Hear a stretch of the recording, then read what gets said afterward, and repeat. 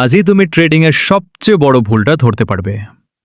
তুমি কি জানো কেন একই মার্কেটে একজন লভ করে আর আরেকজন বারবার লস করে? মার্কেট তো সবার জন্য একই, চার্টও একই, ক্যান্ডেলও একই। তাহলে পার্থক্য কোথায়? পার্থক্যটা সিদ্ধান্তে। নতুন ট্রেডাররা মার্কেটে ঢোকে টাকা বানানোর জন্য। প্রফেশনাল ট্রেডাররা মার্কেটে ঢোকে শুধু নিজের প্ল্যান অনুসরণ করার জন্য। যদি সেটআপ না আসে তারা ট্রেডই নেয় না, কারণ তারা জানে নো ট্রেড অনেক সময় ব্যাড ট্রেডের চেয়ে অনেক ভালো। মনে রেখো, ট্রেডিংয়ে তোমার কাজ প্রতিদিন লাভ করা নয়, তোমার কাজ হলো প্রতিদিন সঠিক সিদ্ধান্ত নেওয়া। যেদিন সিদ্ধান্তের মান বদলাবে সেদিন থেকেই তোমার ফলাফলও বদলাতে শুরু করবে।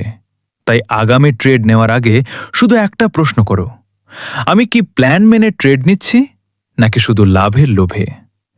এই একটাই প্রশ্ন তোমার ট্রেডিং ক্যারিয়ার বদলে দিতে পারে।